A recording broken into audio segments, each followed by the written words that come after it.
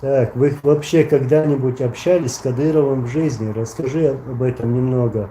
Да, я общался со старшим, которого взорвали на стадионе, и с этим отпрыском тоже как-то общался, но, валлахи, я просто... Единственное, один момент помню, когда, и даже, ну, скажу как есть, он подошел ко мне, у меня был пистолет Беретта, у него был Чизетта, чешский, ну, патроны там подходили, и он у меня вот просил у меня эти патроны, патроны просил.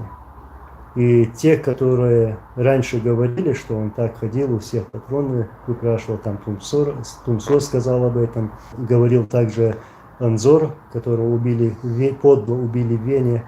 Вот этот герой в кавычках бегал, попрошайничал, просил пистолетные патроны. Вот так я его помню. Больше никак, нигде я его и не помню. Марат Маратов, а зачем он собирал патроны? Дефицит были. В то время продавали их, можно было купить. Все это знают. Ну, чтобы на свадьбах стрелять. Вот только для этого. КМС Вольник не коллекционировал, на свадьбе стрелял из пистолета. В кур стрелял. Возможно, в кур стрелял, ворон, сорок, не знаю. Вот так вот, кинжал кинжалов. Его особо раньше за КПП и не пускали.